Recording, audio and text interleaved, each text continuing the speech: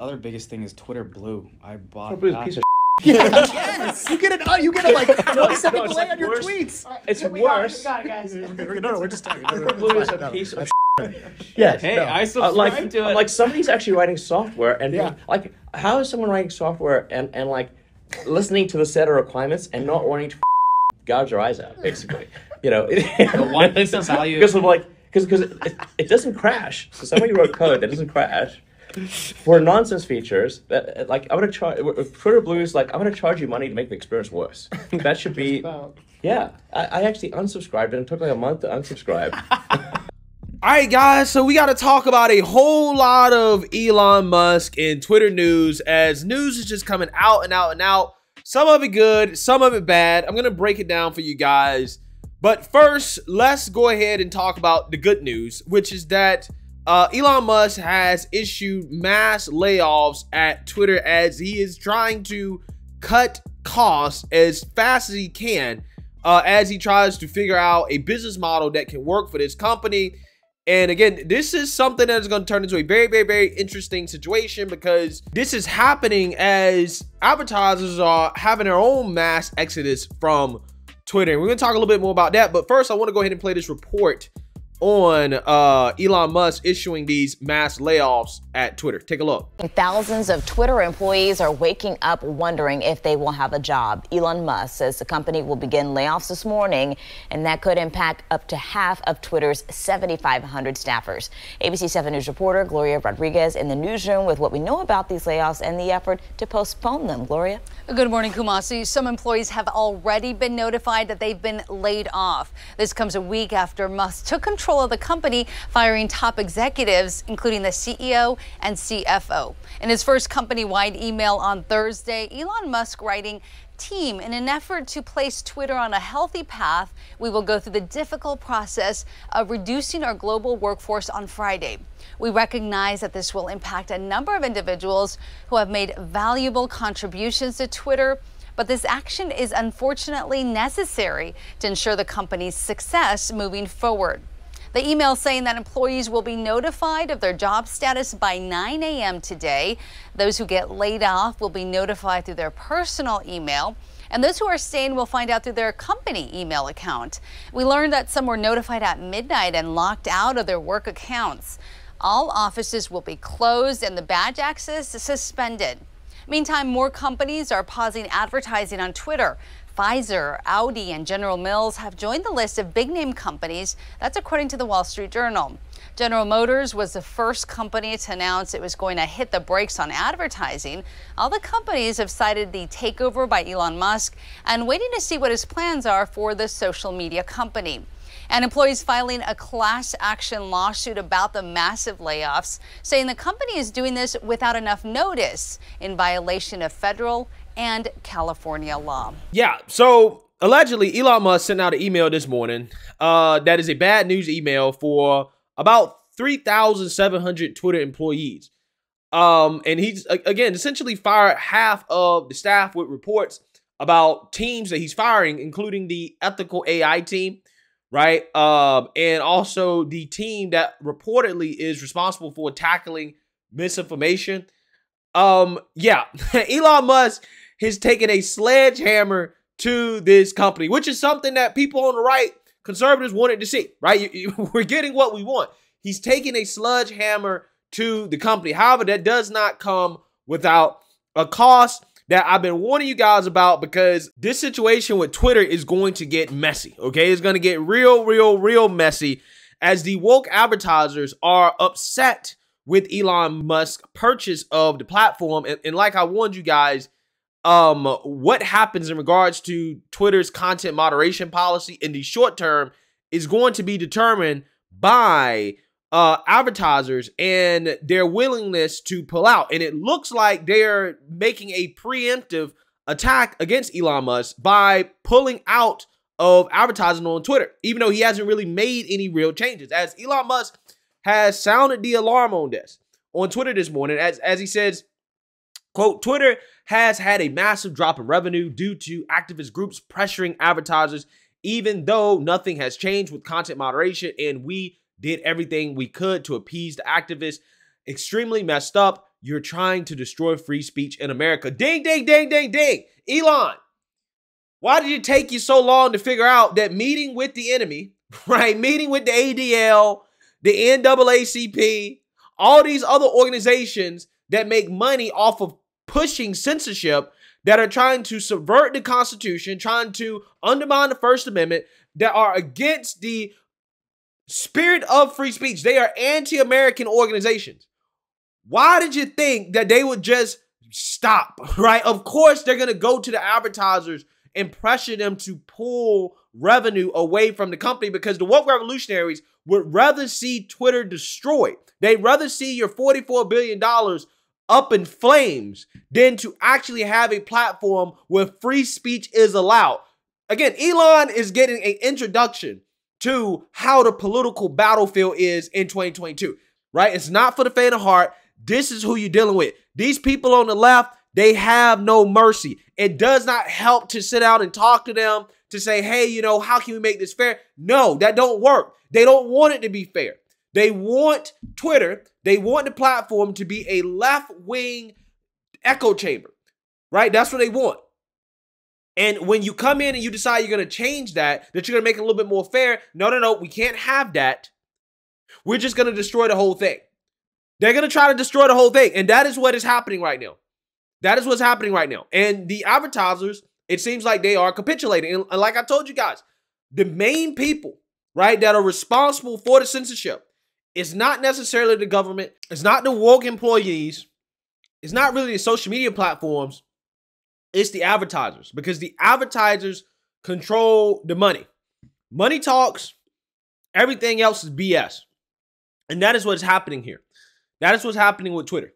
The advertisers are saying, look, we don't agree with you and this company, right? And we're going to pull out. And again, they're getting pressured to do it from activist groups. Probably the same people that Elon Musk tried to bend the knee to, tried to go and, you know, boohoo and say, oh, well, you know, we're going to stop hate speech. We're not going to have hate speech on the platform. They don't give a damn. They don't care. They don't like you. They've already determined that Elon Musk is a white supremacist, okay? And that because he's a white supremacist that owns Twitter, Twitter is now a white supremacy platform. They don't care, bruh. They're going to try to destroy it. They're going to try to destroy Twitter. Again, this is why Elon Musk is trying so hard to make Twitter blue work. Okay, he's trying so hard to get a new business model, right? And to figure out a way to monetize a platform that's not as dependent on advertisers. It's because of this. Now, what is the solution to this long term? Well, the solution is this, guys. Corporations need to stay out of politics. I'm so serious. Big companies need to stay out of politics. What needs to happen is that we need to have a culture in this country where we do not encourage advertisers to react or to pull ads away from people that are controversial, because that is the core of this issue, right? That's the core.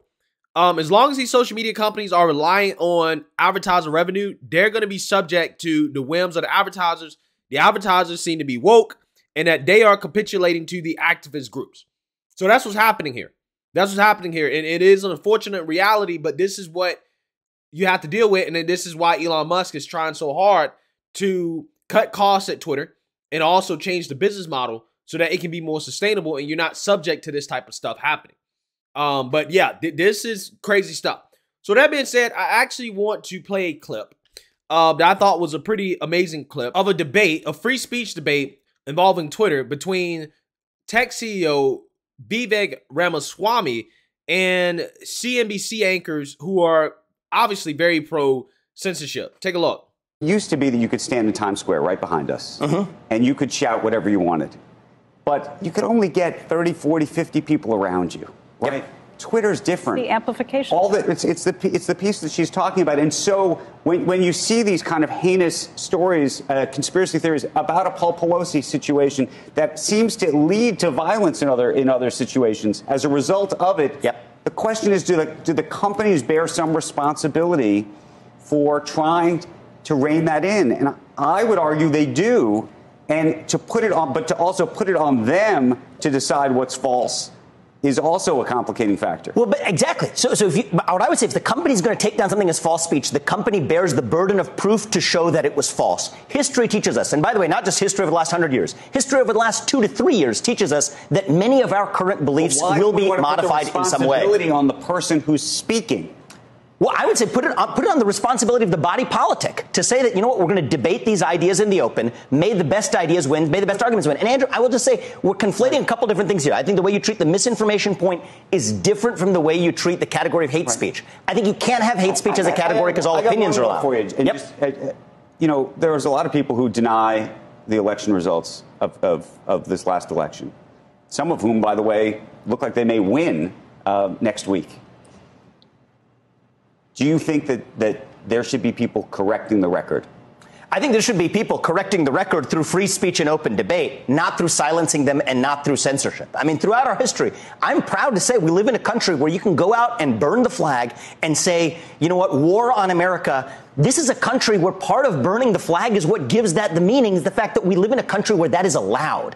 And if we lose that principle, we lose the very principle we're fighting for in the first place. So you got to draw this distinction between saying I disagree vehemently, but still allow you the right to speak. How concerned are you? Conflating again. How concerned are you with either democracy or the very idea that there are large parts of the population who believe things that are just factually untrue today? So I am deeply concerned about threats to democracy, but I think those threats to democracy, Andrew, are plural. And one of those threats to democracy is the centralized determination of truth. By the way, and here's a dimension we haven't talked about, where the government itself is now coordinating with Twitter, with Facebook, et cetera, to direct critics of the government to be silenced. This is something that I think is also a threat to democracy, where you have a government using private companies to censor speech. So I think they're plural in nature.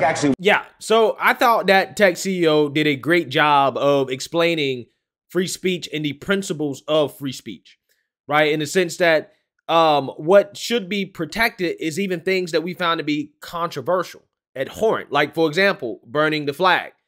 I don't want to send anybody to jail for burning the American flag. As much as I don't like to see it, I'm not trying to send people to jail for their free speech, right? Also, when it comes to threats towards democracy, again, like he said, yeah, it is much more of a threat to democracy when you have the government controlling what is true and what is not true. And we've seen time and time again that the government cannot determine the truth, right? They're oftentimes wrong because they're pushing their own agenda and propaganda, okay? They're pushing their own disinformation. So to sit here and try to go to some centralized authority or to advocate for a centralized authority to be the arbiter of truth when that authority obviously is not interested in the truth, it doesn't make sense. We have to have the battle of ideas in the public square. That is how free speech works. What is determined to be true and what's not true will be determined in the public square by the battle of ideas. True ideas will prevail. The truth will prevail. Everything else will not. That's the way that it should be. But see, the left, they don't want to engage in that because they don't have the truth on their side. When you don't have the truth on your side, you are pro-censorship, right? The only people that are pro-censorship are people that are against the truth or are afraid of the truth. Because if you're not afraid of the truth or that you believe your ideas are true, you should not be afraid of censorship, okay? We should all be seeking the truth. However, again, the left is not seeking the truth because the truth goes against their narrative. And that is why they're so gung-ho about censorship. And these companies that are promoting censorship, aiding in censorship, they're against the spirit of the First Amendment. Again, that is the problem with this country. It's like, okay, yes, I understand advertisers and private companies, they have a right to determine what they want on their platform. I'm not contesting that right. They do have that right. However, that doesn't mean that it is right to censor people based off political speech, right? Because again, you might not be subject to the First Amendment as a private entity, but that doesn't mean that you're in line with the spirit of free speech, right? A lot of these companies are against the spirit of free speech. The left is against the spirit of free speech. And in my opinion, again, that makes them anti-American. It really does. So let me know what you guys think. Make sure you like, comment, and subscribe. Most importantly, share a Black conservative perspective. Peace.